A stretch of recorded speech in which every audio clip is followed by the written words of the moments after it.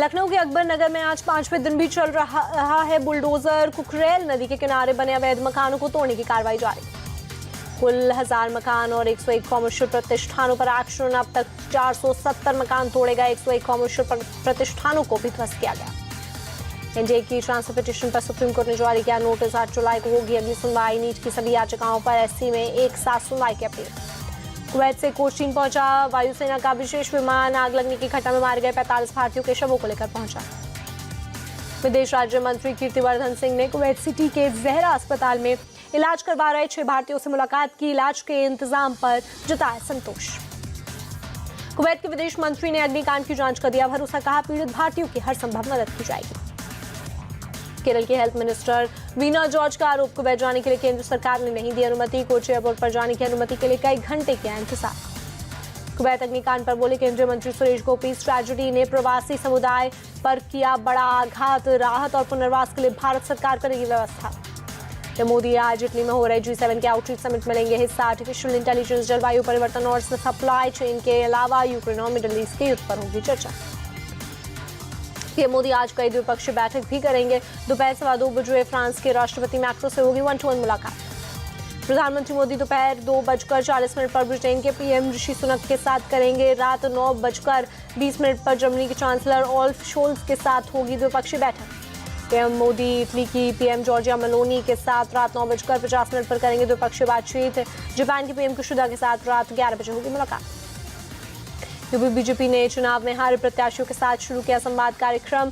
आज कानपुर बुंदेलखंड के बीजेपी उम्मीदवारों के साथ बैठक। UP BJP chief Bhupendra Chaudhary, प्रभारी धर्मपाल सिंह कर रहे संवाद। कल अवध क्षेत्र के प्रत्याशियों के साथ हुई बातचीत। आरक्षण विधायकों संगठन का सहयोग और अफसरशाही को बताया वजह। आरजेडी नेता तेजस्वी यादव का बयान। बोले इस बार केंद्र की सरकार बहुत कमजोर है। जनता ने पीएम मोदी को संदेश दे दिया है कि तानाशाही नहीं चलेगी। विपक्ष इस बार मजबूत स्थिति में है।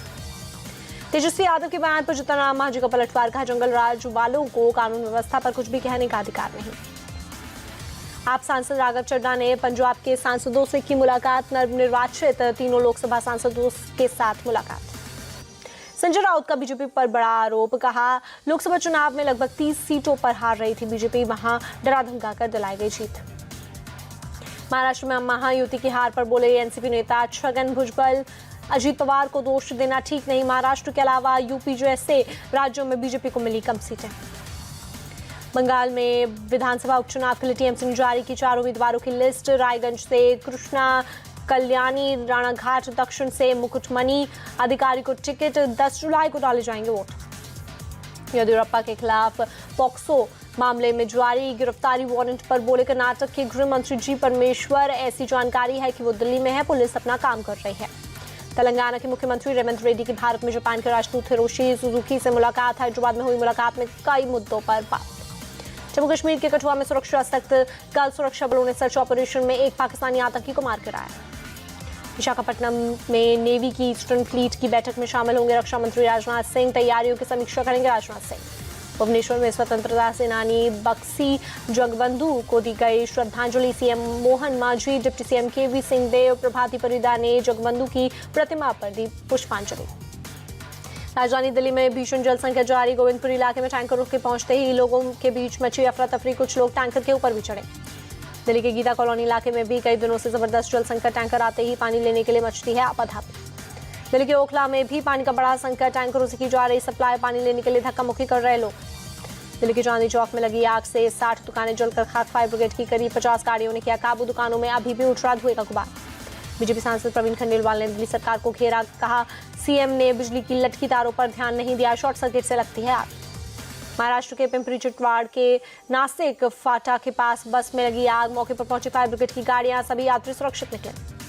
यूपी के अमरोहा में पटाखा फैक्ट्री में लगी आग। दमकल की गाड़ियां मौके पर मौजूद। अहमदाबाद के दनीली मदा इलाके में एक गोदाम में लगी आग। फायर ब्रिगेड की कई गाड़ियां आग बुझाने में जुटी। अल्मोड़ा स्थित पिंसर के जंगलों में लगी आग। बुझाने गए 4 लोगों की मौत, 4 लोग गंभीर रूप से घायल। अल्मोड़ा के जंगलों में लगी आग पर काबू पाने की कोशिश है जारी। आग बुझाने जुटी वायुसेना। MI-17 हेलीकॉप्टर से पानी की बौछार की जा रही है। जम्मू कश्मीर के राजौरी के जंगल में लगी भीषण आग। दमकल की गाड़ियां आग बुझाने में जुटी। एमपी के उमरिया में जंगलों में फैली आग। बांधवगढ़ टाइगर रिजर्व इलाके में लगी है आग। बुझाने में जुटे फायर फाइटर। मध्य प्रदेश के दतिया में श्रद्धालुओं से भरी ट्रैक्टर ट्रॉली पलटी, 5 महिलाओं की मौत, 25 घायल। नोएडा में पुलिस और बदमाशों के बीच मुठभेड़, पुलिस मुठभेड़ में बदमाश घायल, अस्पताल में भर्ती कराया गया। हैदराबाद में मोहम्मद खातुबुद्दीन नाम के शख्स पर हमला, 3 अज्ञात हमलावरों ने हत्या की कोशिश की, घायल पीड़ित को अस्पताल में भर्ती कराया, पुलिस ने जांच शुरू की। दिल्ली में क्राइम ब्रांच ने फर्जी जाति प्रमाण पत्र बनाने वाले गैंग को पकड़ा, गैर आरक्षित श्रेणी के आवेदकों को जारी करता था फर्जी कास्ट सर्टिफिकेट। चाइल्ड सेक्स को बढ़ावा देने वाली यूट्यूबर शिखा मैत्रेय गाजियाबाद से गिरफ्तार, कुमारी बेगम नाम से चलाती हैं यूट्यूब चैनल। त्रिची एयरपोर्ट पर कस्टम के अधिकारियों ने करीब 2.5 किलो सोना बरामद किया, जूस मिक्सर की प्लेट्स में तस्करी करके दुबई से लाया गया था सोना। आंध्र प्रदेश के सीतानपल्ली गांव में दर्दनाक सड़क हादसा, मिनी ट्रक और लॉरी की टक्कर, 5 लोगों की मौके पर ही मौत, कई लोग घायल। गुजरात के अमरेली गांव में शेरों का झुंड दिखा, इलाके में फैली दहशत, तिरुपति बालाजी मंदिर में दर्शन के बाद सीएम चंद्रबाबू नायडू ने किया साफ, कहा मंदिर की पवित्रता बनाए रखने के लिए हर कदम उठाएगी सरकार, मंदिर में किसी और गतिविधि के लिए कोई जगह नहीं। जम्मू कश्मीर के गांदरबल में खीर भवानी मेले का आयोजन, बड़ी संख्या में पहुंचे लोग, माता खीर भवानी मंदिर में भी उमड़ा भक्तों का सैलाब। लखनऊ में बकरीद से पहले दुबग्गा मंडी में बकरों की खरीदारी बढ़ी, बिक्री के लिए लाया गया 10,786 रुपए का बकरा। लखनऊ में मौलाना खालिद रशीद ने बकरीद पर जारी की 11 पॉइंट की एडवाइजरी, खुले में प्रतिबंधित जानवरों की कुर्बानी न करने का निर्देश, खून और वेस्ट खुले में न फेंका जाए। यूपी सीएम ऑफिस ने भी पोस्ट कर दिए निर्देश, लिखा बकरीद के लिए निर्धारित जगहों पर दी जाए कुर्बानी, वेस्ट और खून को खुले में ना बहाएं, ना ही वीडियो बनाएं।